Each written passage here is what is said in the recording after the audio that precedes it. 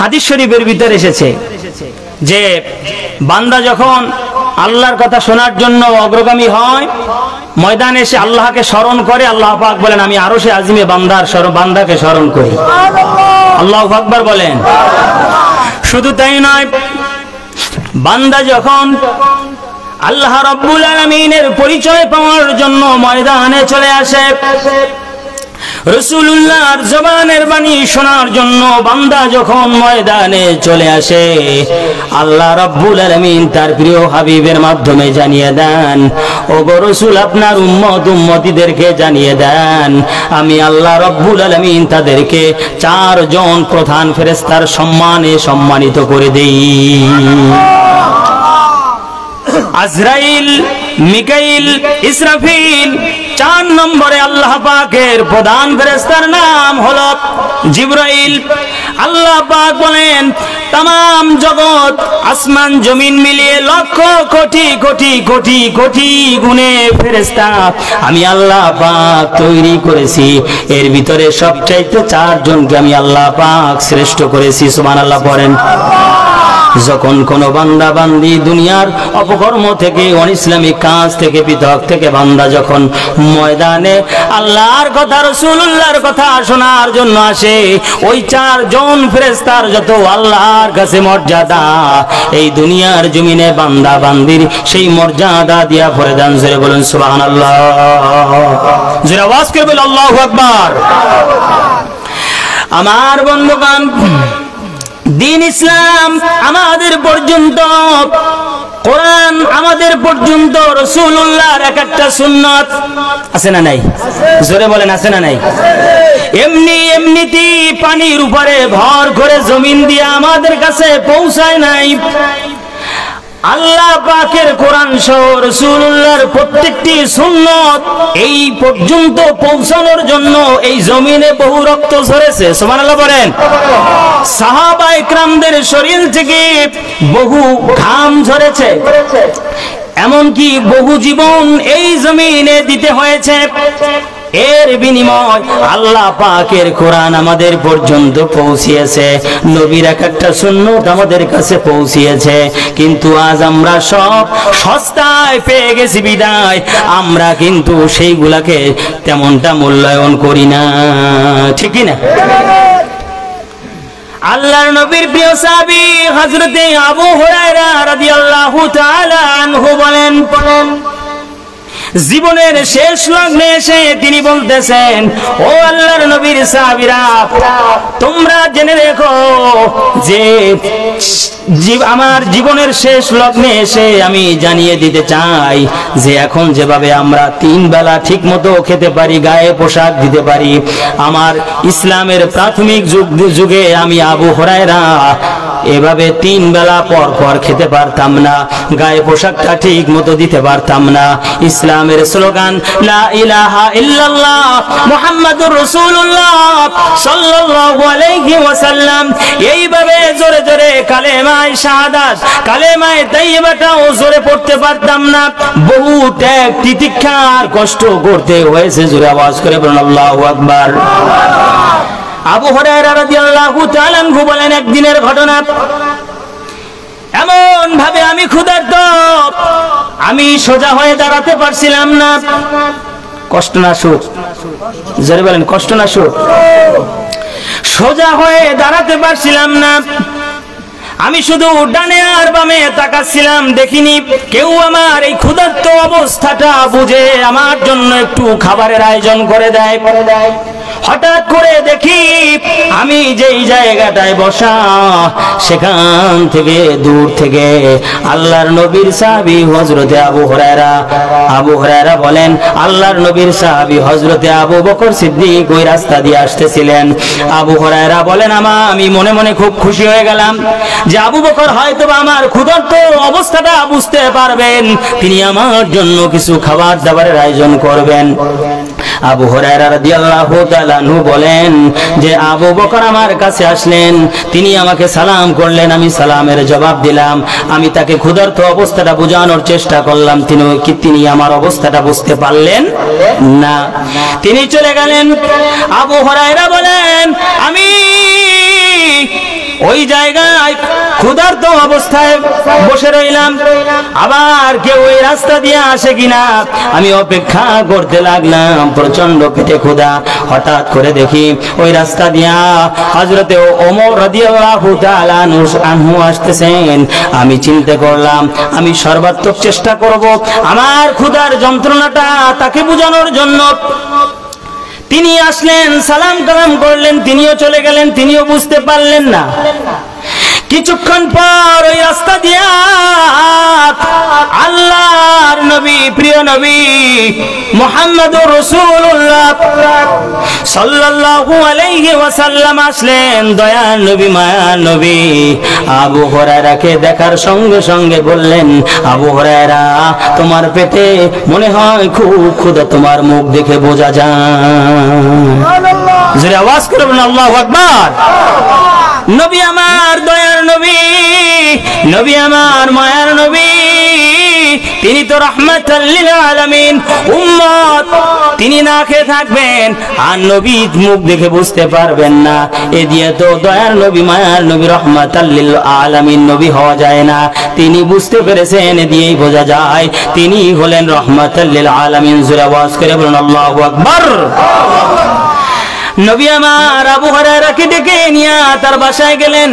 নবী বাসায় যাওয়ার পর ঘর থেকে এক পেয়ালা দুধ বের করে দেওয়া হলো। এক পেয়ালা দুধ দিয়ে বলা হলো, ওগো রাসূল এই দুধের পেয়ালাটা আপনাকে হাদিয়া দেওয়া হয়েছে, আপনি গ্রহণ করুন। রাসূল গ্রহণ করলেন আর আবু হুরায়রার হাতে তুলে দিলেন না। আবু হুরায়রাকে ডেকে বললেন, আবু হুরায়রা এই মুহূর্তে তুমি চলে যাও ওই মসজিদে নববীতে, ওখানে বারান্দায় কতিপয় সাহাবী আছে খেয়ে না খেয়ে অবস্থান করে, যাদের কোনো ঘর নাই, বাড়ি নাই। আল্লাহু আকবার। ইসলাম পালন করতে গেলে অভাব আপনার প্রতি আসবে, অনটন আপনার প্রতি আসবে, প্রতি বেলায় খাবার নাও জুটতে পারে, মাঝে মধ্যে জেলও খাটা লাগতে পারে।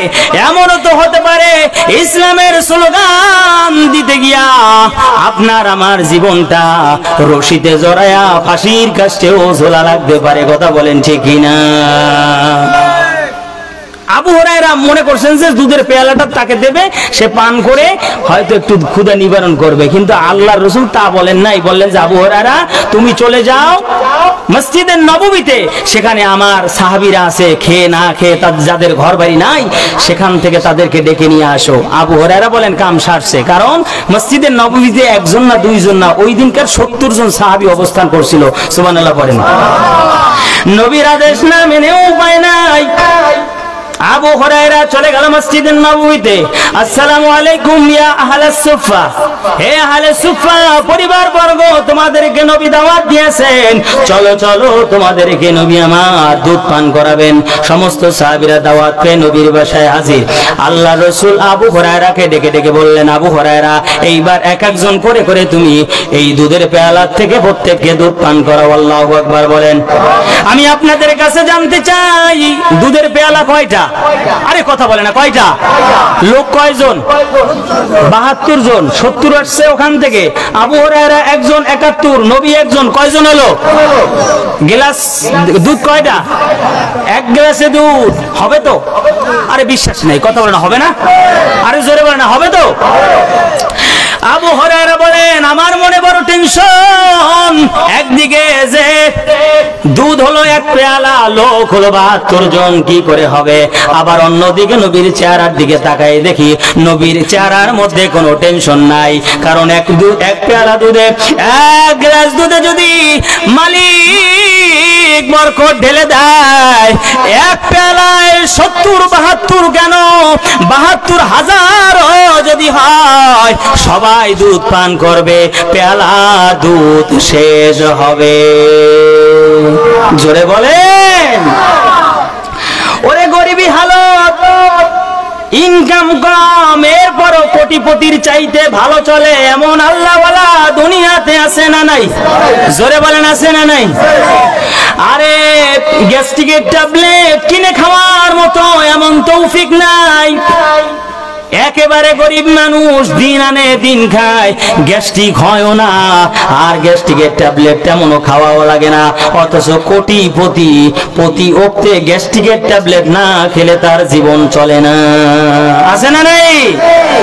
আমি আপনাদের কাছে জানতে চাই, যে অবস্থায় রাখুক, আল্লাহ যদি বরকত ঢেলে দেয় কোনো সমস্যা নাই। অল্প ইনকাম অল্প খাওয়ানেও যদি আল্লাহ বরকত দেয় তাহলে সুখের জীবন পাওয়া যায়। আর যদি সব জায়গায় ধন আর সম্পদ দিয়ে ভরা থাকে আর আল্লাহ যদি বরকত নাও দেয়, আগানোর কোনো সুযোগ আপনার থাকে না। আছে না নাই? আবু হুরায়রা বলেন, আমি নবীর চেহারার দিকে তাকাই আর চিন্তা করি দুনিয়ার সব একদিকে আর নবী একদিকে। নবী যদি থাকেন তাহলে এক পেয়ালা দুধ দিয়া পান করাবো, তারপরও শেষ হবে না। বরকত আর রহমত নিয়া আবু হুরায়রা বলেন, আমি এক এক করে আমি 70 জনকে পান করালাম, দুধ গ্লাসে যেমন ছিল তেমনই রয়ে গেল। আরো যে বলেন আল্লাহু আকবার। আল্লাহর নবী মুস্কি হাসি দিয়া বললেন, ও আবু হুরায়রা, এইবার তুমি পান করো। সুবহানাল্লাহ পড়েন। আবু হুরায়রা বলেন, মনের মতো করে তৃপ্তি সহকারে আমি দুধ পান করলাম। এরপরেও দেখি দুধের গ্লাসের দুধ যেভাবে সেভাবে রয়ে গেছে। নবী আমার মুস্কি হাসি দিয়ে বলেন, আবু হুরায়রা রে, কি ব্যাপার, আরো কি দুধ আছে নাকি? আবু হুরায়রা এইবার হাসে, কারণ পেটে খাওন পড়লে হাসি না কান্না? জোরে বলেন, হাসি আছে না নাই? হাসে আর বলেন, নবী টেনশন নাই, এই নেন আপনি পান করেন। নবী আমার আল্লাহর কাছে শুকরিয়া আদায় করে বাকি দুধ নবী আমার পান করলেন। জোরে আওয়াজ করে বলেন আল্লাহু আকবার। এ দিয়ে কি বুঝলাম? বরকত দেওয়ার মালিক একজন, তিনি কে? জোরে বলেন, তিনি কে? বেশি খাই খাই করবেন না, বেশি হাই হাই করবেন না, বেশি পাওয়ার জন্য হারামের দিকে হাত বাড়িয়ে দিবেন না, বিপদ আছে। যা আল্লাহ ভাগ্যে রেখেছেন তাই খাবেন, সেভাবেই খেয়ে খেয়ে দুনিয়া থেকে বিদায় হবেন। এই জন্য বেশি হাই হুতাশ আর বেশি টেনশন করা যাবে? জোরে বলেন, করা যাবে? এই ছোট্ট একটি হাদিসের ঘটনা দিয়ে বুঝলাম যে নবীর সাহাবীরা ইসলামের জন্য, ধর্মের জন্য, আল্লাহর জন্য কতটা কষ্ট করেছেন, কত না খেয়ে থেকেছেন। কিন্তু আমাদের পেটে খানা আছে, গায়ের মধ্যে পোশাক আছে, সবকিছু ঠিকঠাক ভাবে থাকার পরেও আমরা আল্লাহকে মানতে চাই না, রাসূলকে মানতে চাই না। আল্লাহ পাক আমাদের সবাইকে আল্লাহ এবং আল্লাহ রাসূলকে মানার তৌফিক দান করুন, বলেন আমিন। আরো জোরে বলুন আমিন। আল্লাহ তাআলা বলেন, ও বান্দা, যে অবস্থায় থাকো, কুনু ইবাদাল্লাহ,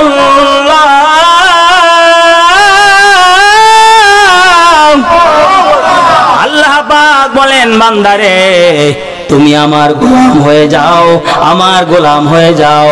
আপনাদের কাছে জানতে চাই, একজনের গোলাম হতে হবে, তিনি আর কেউ নন। তিনি কি? আর জোরে বলেন, তিনি কে? ওই যে দেখেন না, জেলার নাম হলো গাজীপুর জেলা। জেলার নাম কি?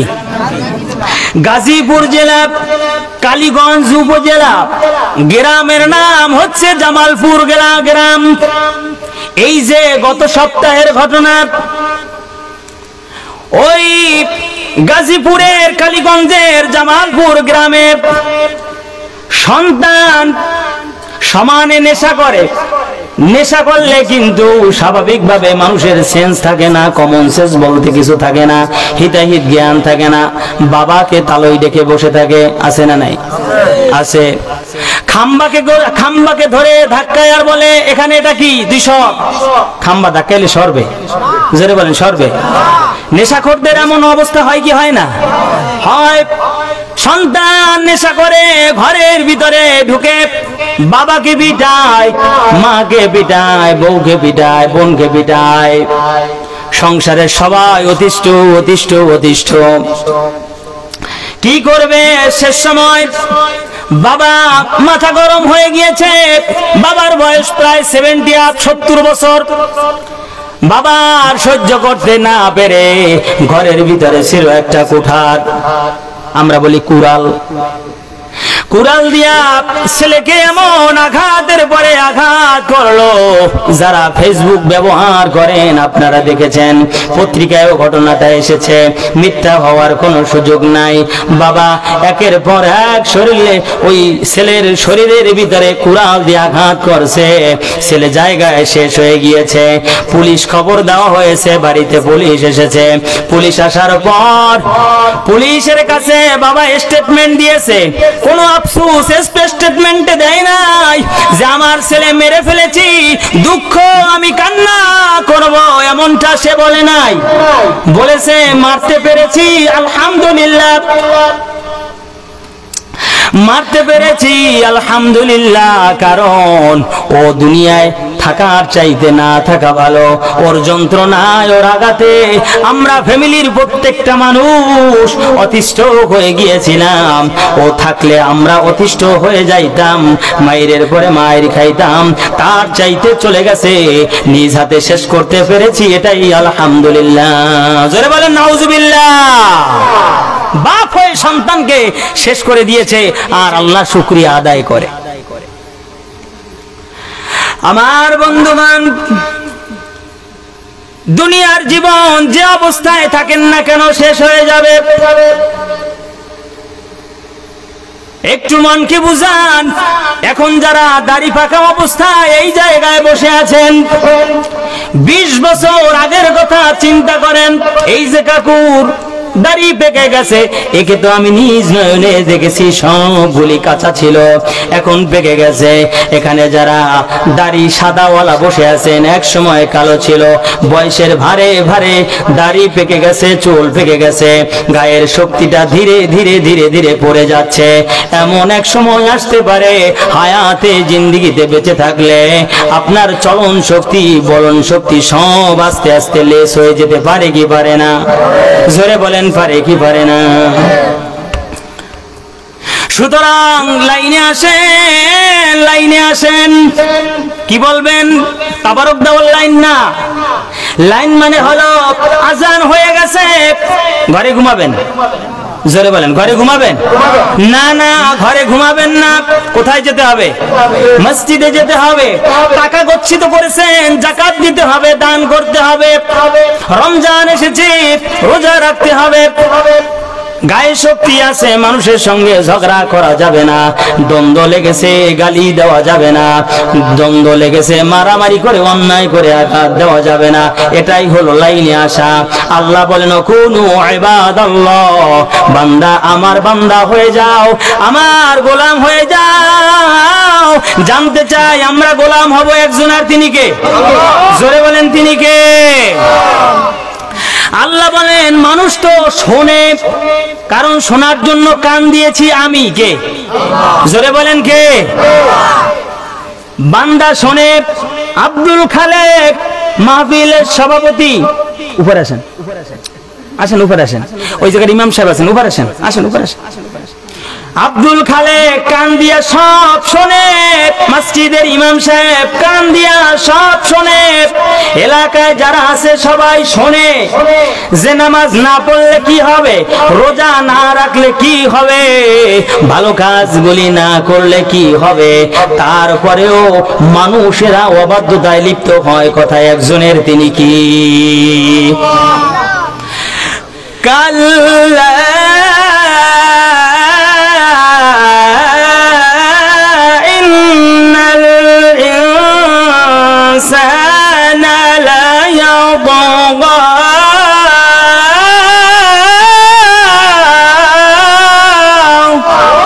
জোরে আওয়াজ করে বলি আল্লাহু আকবার।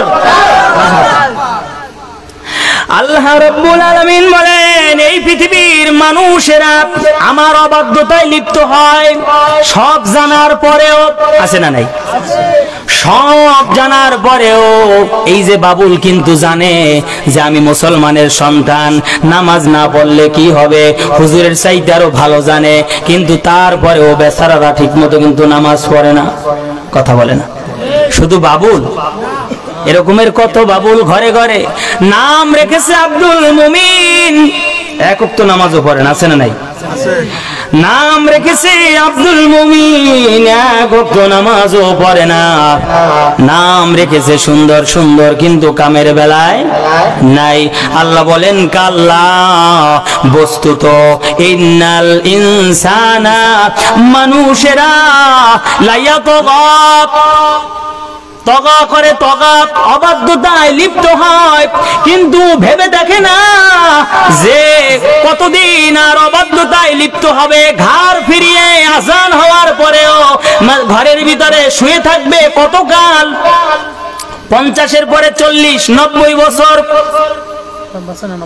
90 বছর, এখন আর বাঁচেও না। কতদিন আর সে ঘাড় মুড়িয়ে থাকবে? আল্লাহ পাক বলেন মানুষেরা নিজের ঘাড়টাকে ফুলায়া বড় মাস্তানি করতে চায়। আর আল্লাহু আকবার। আল্লাহ পাক বলেন মানুষেরা অমুখাপেক্ষী মনে করে, নিজেকে হামকে বেড়া মনে করে, নিজেকে তালুকদার বংশের বড় নেতা মনে করে, হাওলাদার বংশের বড় বেটা মনে করে, মসজিদের সভাপতি মনে করে, কমিশনার মনে করে। উদাহরণস্বরূপ বলছি, আছে না নাই? জোরে বলেন, আছে না নাই? আমি শিকদার বংশের বড় মাতুব্বার, আমার নামাজ পড়তে হবে কোন কারণে? রোজা রাখতে হবে কোন কারণে? হুজুরদের কথা কোন শোনা লাগবে কোন কারণে? আমি আল্লাহর কথা কেন শুনবো? এরকমের চিন্তা করে আর নিজেকে নেতা ভাবে। আল্লাহ বলেন না না না, এই নেতা আমি বেশি দিন চলবে না। মানুষেরা কি করে জানেননি? মানুষেরা ধন সম্পদ জমা করে। আল্লাহ রব্বুল আলামিন বলেন, আল্লাহ রব্বুল আলামিন বলেন, ওয়া তুহিব্বুনাল মালা হুব্বান জাম্মা,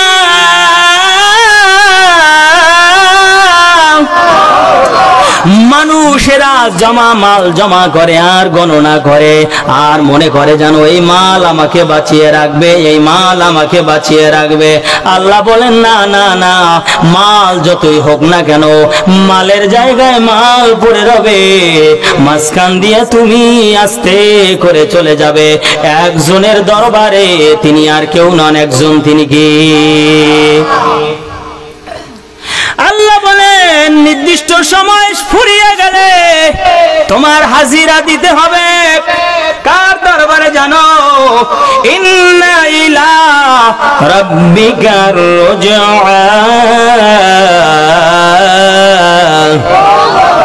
আল্লাহ বলেন মাস্তানি করিও না, মাস্তানি করিও না। নির্দিষ্ট সময় ফুরিয়ে গেলে ইলা রুজআ, আল্লাহর দরবারে তোমাকে হাজিরা দিতে হবে। আর আল্লাহর দরবারে আল্লাহ এমনিতেই উঠাবেন না।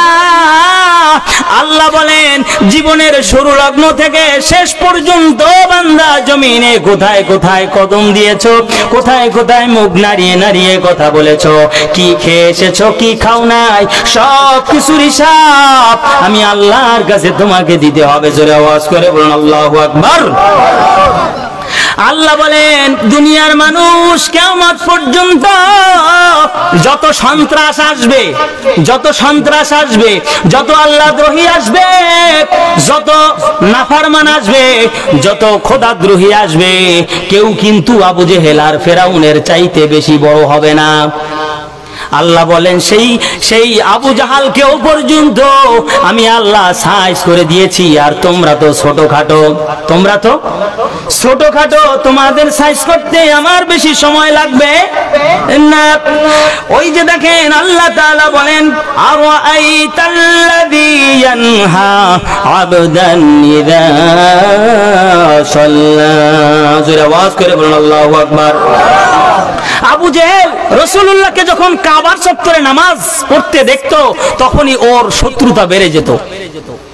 ও একবার বলেছিল যে মুহাম্মদ সাল্লাল্লাহু আলাইহি ওয়াসাল্লাম তোমাকে নামাজ পড়তে দিব না, তোমাকে যদি কাবার চত্বরে দেখি তাহলে তোমার ঘাড় মটকিয়ে দেব।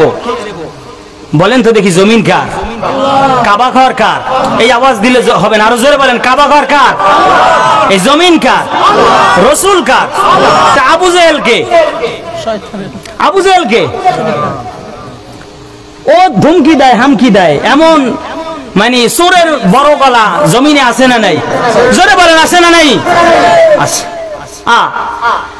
রাত 12টার পরে বক্স বাজাবে, আবার কিছু বলতে গেলেই কয় তোমার কাছে জিজ্ঞেস আছে না নাই? আছে। আরে ঘুমের জন্য তো আল্লাহ রাত দিয়েছেন, কথা বলেন ঠিক কিনা?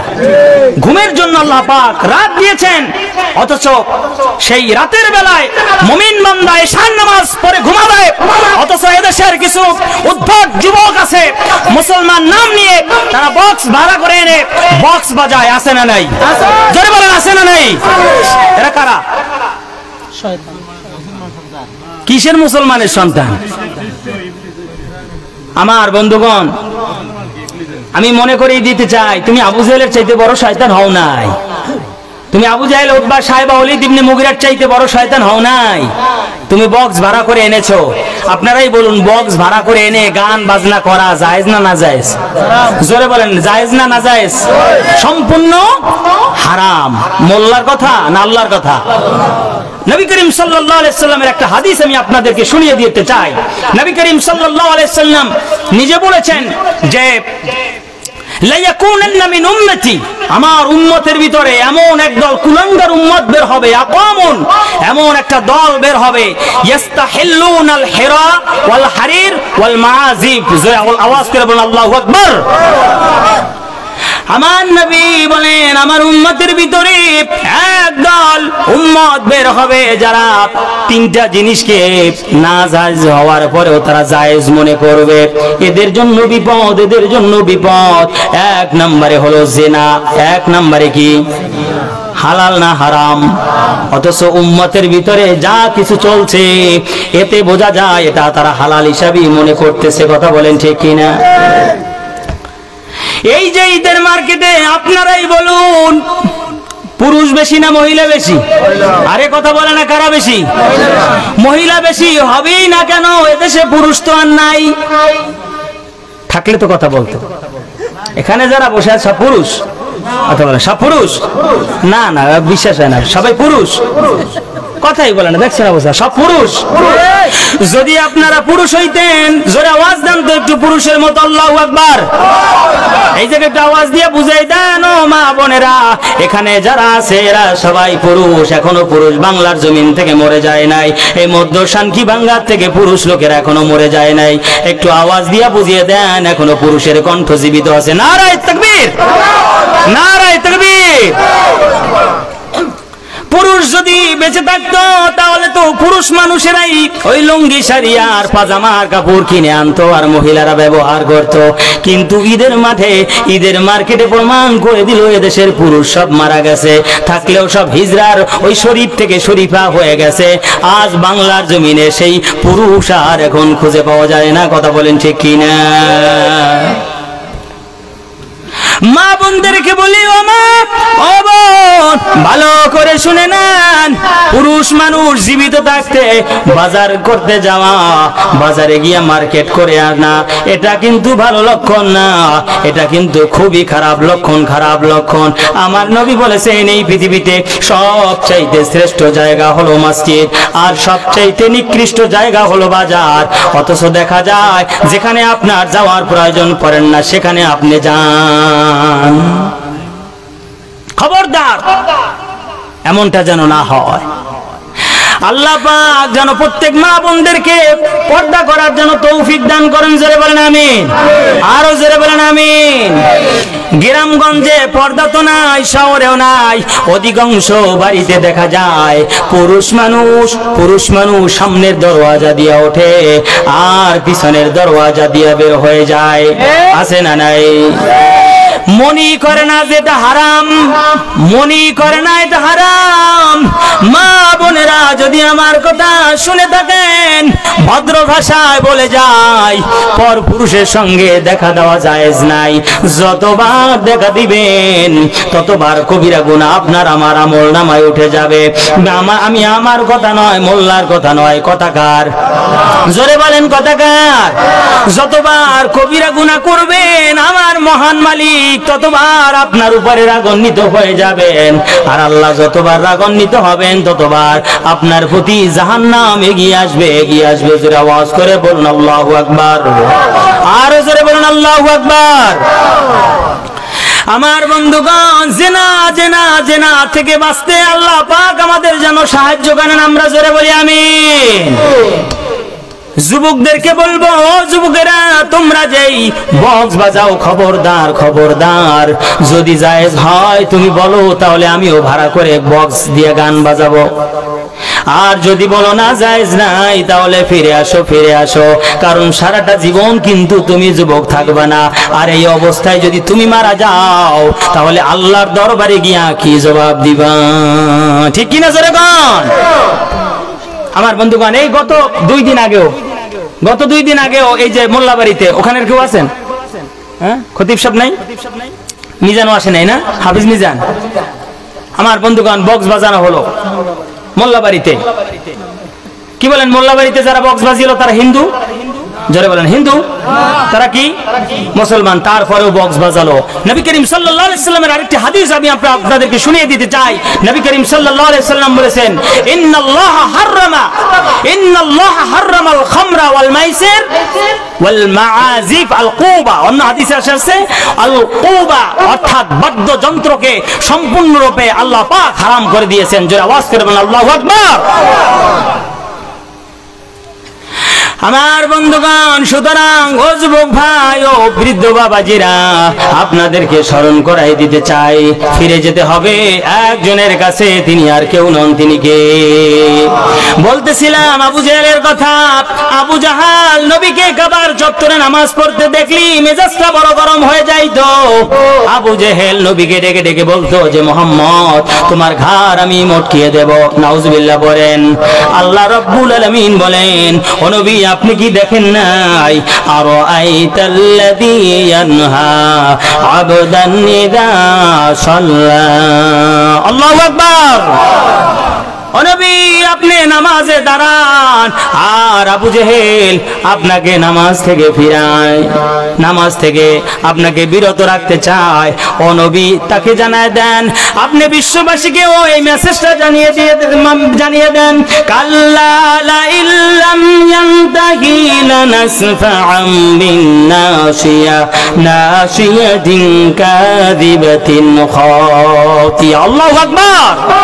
ও নবী, আবু জেহেল যদি এই আপনাকে বাধা দেওয়া থেকে ফিরে না আসে, আমি ওর সামনের চুলগুলি ধরে ধরে আমি ওর টেনে টেনে হেসড়িয়ে হেসড়িয়ে জাহান্নামে ফেলে দেব। এই যে আবু জেহেল বদরের যুদ্ধের দিন কঠিন ভাবে অপমানিত হয়ে বিদায় হয়ে গিয়েছে, উতবা সাইবা ওয়ালিদ ইবনে মুগীরাও বিভিন্ন সময় অপমান আর লাঞ্ছনার জীবন নিয়ে দুনিয়া থেকে বিদায় হয়ে গিয়েছে। এ দিয়ে বোঝা যায়, যারাই আল্লাহর বিরোধিতায় লিপ্ত হবে তারাই বিভিন্ন সময় লাঞ্ছনার সহিত দুনিয়া থেকে বিদায় হয়ে যাবে। এই যে আপনারা নাম শুনেছেন এরশাদ শিকদার, কি শিকদার? আরে এরশাদ শিকদার তো এমন ছিল, যা মন চাইতো তাই করতো, তাই করতো। আর একজনের বউ পছন্দ হয়েছে তাও নিয়ে চলে আসতো, আছে না নাই? ছিল কিনা? কিন্তু না না না, শেষ মুহূর্তে আমরা দেখেছি এই এরশাদ শিকদার দুনিয়া থেকে চিরজনমের তরে বিদায় নিয়ে গেছে, সকলের বদদোয়া নিয়া সর্বশেষ ফাঁসি হলো। এরপরে ধন সম্পদ কোনো কিছুই তার উপকারে আসে নাই। আল্লাহ কোরআনে বলেছেন, যারা আমার হুকুমকে অমান্য করবে, আমার রাসূলের অবাধ্যতায় লিপ্ত হবে, জেনে রেখো, জেনে রেখো, ওদের ধন সম্পদ ওদের কোনো কাজে আসবে? জোরে বলেন, ওদের কোনো কাজে আসবে না, কোনোই কাজে আসবে না। সুতরাং এখনো সময় আছে, লাইনে চলে আসুন। লাইন বলতে বুঝিয়েছিলাম আল্লাহর সীমারেখা। আল্লাহ পাক যখন যা বলেছেন সেটা আমরা মানার জন্য চেষ্টা করি। আল্লাহ রাব্বুল আলামিন বলেন, ইয়া আইয়ুহাল্লাযীনা আমানু দুখুলু ফিস-সিলমি কাফা, তোমরা ইসলামে ঢুকে যাও পরিপূর্ণভাবে। অর্ধেকটা ঢুকেছো, অর্ধেকটা ঢুকবে এমনটা নয়। নামাজ 3 ওয়াক্ত পড়বে, 2 ওয়াক্ত পড়বে না, এমনটা যেন না হয়।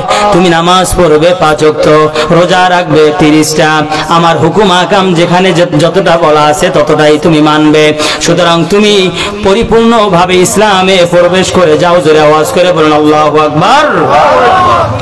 আমার বন্ধুগণ, আমার সম্মানিত স্যার আমাকে বলেছিলেন নামাজ সম্পর্কে কিছু কথা বলবে। আমি আপনাদেরকে নামাজ পড়ার জন্য উদাত্ত আহ্বান জানাবো। এই মসজিদ করা হয়েছে নামাজের জন্য। নামাজ আমরা আদায় করব একজনের জন্য, তিনি কে? আরো জোরে বলেন, তিনি কে? ঈমানের পরে সবচেয়ে যেই আমলটা গুরুত্বপূর্ণ সেটা হচ্ছে নামাজ। সেটা কি? জোরে বলেন, সেটা কি? কেউ যদি নিজেকে মুমিন দাবি করতে চায় তাহলে নামাজ ছাড়া কোনো উপায় তার জীবনে নাই। নামাজ নামাজ নামাজ ইসলামের 5টি স্তম্ভ। এই জায়গাটাতে কালেমা লা ইলাহা ইল্লাল্লাহ মুহাম্মাদুর রাসূলুল্লাহ এই কথা বলার পর এরপরে যেই ইবাদতের কথা বলা হলো সেই ইবাদতের নাম হলো নামাজ। আমার বন্ধুগণ, রাসূলুল্লাহকে জিজ্ঞেস করা হলো, ওগো রাসূল, এই পৃথিবীতে কোরআন এবং হাদিস মতে তো বহু ভালো কাজের কথা বলা হয়েছে, বহু ভালো কাজ। ও নবী, এই সব ভালো কাজের ভিতরে সবচাইতে কোন 2টা ভালো কাজ সর্বোত্তম নবী জানায় দেন? আল্লাহর নবী বললেন, আসসালাতু লিওয়াক্তিহা। ও আমার সাহাবীরা, তোমরা জেনে রেখো আল্লাহর কাছে একটা সর্বোত্তম আমল হলো যখনই সময় হবে সময় মতো নামাজ আদায় করে নেওয়া। জোরে বলুন সুবহানাল্লাহ। সময় মতো নামাজ আদায় করা আল্লাহর কাছে সবচাইতে প্রিয় একটি আমল। জোরে আওয়াজ করে বলুন আল্লাহু আকবার। নবী আমার বলেন, নামাজ যে পড়ে তার আমল নামাজ থেকে গুনাহ সরে যায়, গুনাহ সরে যায়। আমার নবী উদাহরণস্বরূপ হাদিসের ভিতরে বলেন, সাহাবায়ে কেরামদেরকে ডেকে ডেকে বলেন, ও আমার সাহাবায়ে কেরাম, কারো বাড়ির আঙিনায় যদি একটা পুকুর থাকে, কি থাকে? আর সেই পুকুরের মধ্যে কেউ যদি 5 বার শরীরটা ধৌত করে নেয়, গোসল করে নেয়, তার শরীরে কোনো ময়লা থাকে নাকি? জোরে বলেন, থাকে নাকি? শরীরে যেমন কোনো ময়লা থাকে না, আমার নবী মুহাম্মদুর রাসূলুল্লাহর পবিত্র জবানে বলেন, যেই বান্দা 5 বার আল্লাহর হুকুম নামাজ আদায় করে তার আমলনামায়ও কোনো গুনাহ থাকে না। জোরে আওয়াজ করে বলেন আল্লাহু আকবার। বলবেন, হুজুর নামাজও পড়ে 5 ওয়াক্ত, আবার দাড়িও তো কাটে, নামাজ পড়ে আবার সুদও তো খায়, ঘুষও খায়, আবার বেপরদাও করে, এ দিয়া বোঝা যায় সে নামাজ পড়ে ঠিকই, কিন্তু তার নামাজ আল্লাহর আরশ পর্যন্ত পৌঁছায়। নবী আমার আরেকটা উদাহরণ দিয়া বলেন, ও আমার ভাইরা, হাদিস শরীফের ভিতরে এসেছে, নবী আমার শীতকালে সাহাবায়ে কিরামদেরকে নিয়ে রাস্তা দিয়ে হাঁটতেছেন, এমন সময় একটা গাছের পাতা সব শুকিয়ে গেছে। নবী গাছের কাছে গেলেন, আস্তে করে গাছটা ধরে নাড়া দিলেন, শুকনো পাতাগুলো সব ঝরঝর করে কি হলো? পড়ে গেল। নবী বলেন, সাহাবীরা তোমরা কি দেখলে নাকি গাছের পাতাগুলা শুকনো থাকার কারণে কিভাবে ঝরে পড়লো? সাহাবীরা বললেন, হ্যাঁ আমরা তো দেখলাম, ঝরে পড়ে গেল। আল্লাহর নবী মুহাম্মদুর রাসূলুল্লাহ সাল্লাল্লাহু আলাইহি ওয়াসাল্লাম বলেন, ও সাহাবীরা, এই যে গাছের পাতাগুলি ঝরঝর করে অনায়াসে পড়ে গেল, কোন আল্লাহর বান্দা বান্দি যখন 5 ওয়াক্ত নামাজ আদায় করে তার আমলনামা থেকে গুনাহগুলো এই পাতার ন্যায় ঝরে পড়ে যায়। জোরে আওয়াজ করে বলুন সুবহানাল্লাহ। নামাজ নামাজ নামাজ ছাড়া কোনো গতি, জোরে বলেন কোনো গতি। আপনারা তো মহব্বত করে বড় ভালোবেসে ইমানের দাবিতে এই তোরাফিয়া মসজিদ নির্মাণ করেছেন, ঠিক কিনা? মসজিদ কেন করলেন? যদি নামাজ আদায় করতে নাই আসেন, ভেঙে ফেলি, কথা বলে না, ভেঙে ফেলি।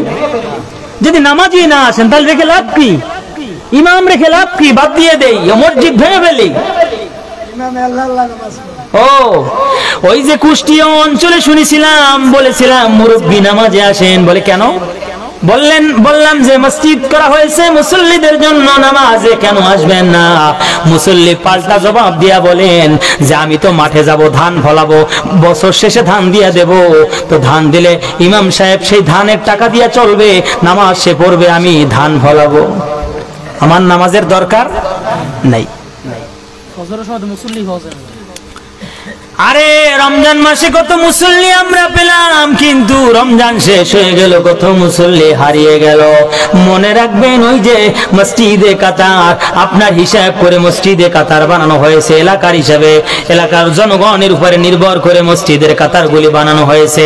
আপনি আজানের পরে মসজিদে যাবেন না, খালি পড়ে থাকে, জায়গাটা ক্রন্দন করতে থাকে আর বলতে থাকে আয় আয় আয়, ও মুসল্লি তোর জায়গাটা ফাঁকা পড়ে আছে আর তুই জনমের মতো ঘুমিয়ে আছো। এভাবে সে ক্রন্দন করতে থাকে।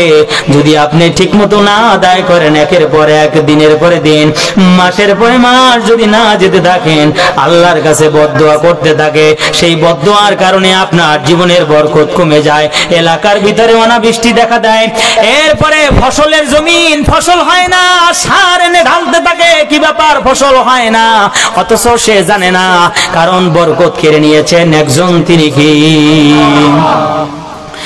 আমার নবী মুহাম্মদুর রাসূলুল্লাহ শেষ জীবনে শুধু কান্না করেছেন আর বলেছেন একটা শব্দ বলে বলে নবী আমার শেষ জীবনে কেঁদেছেন। তিনি বলেছেন আসসালাত আসসালাত আসসালাত, নামাজ নামাজ নামাজ, ও আমার উম্মতিরা নামাজ। এভাবে নবী কেঁদেছেন।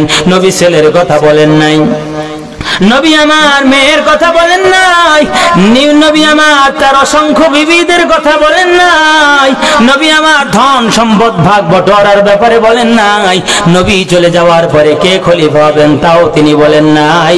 নবী শেষ সময় একটা কথা বলেছেন, শুধু নামাজ নামাজ নামাজ।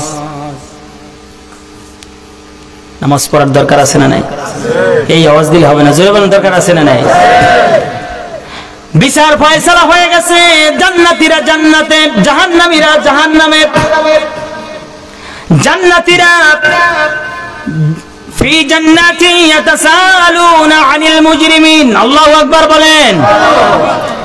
জান্নাতীরা জান্নাত থেকে তাকিয়ে তাকিয়ে জাহান্নামীদেরকে দেখবে, জাহান্নামীদেরকে ডেকে ডেকে বলবেন, কে হে তোমরা, তোমরা কেন জাহান্নামে গেলে?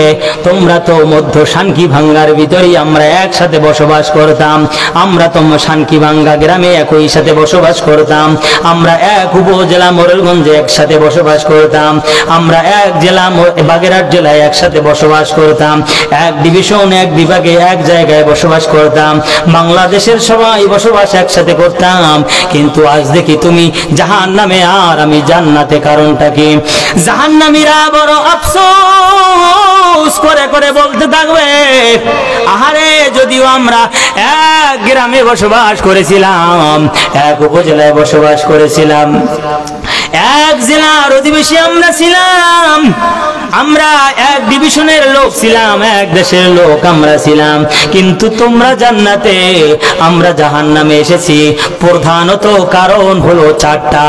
এক নম্বরে হলো ক্বালু লাম নাকু মিনাল মুসাল্লিন,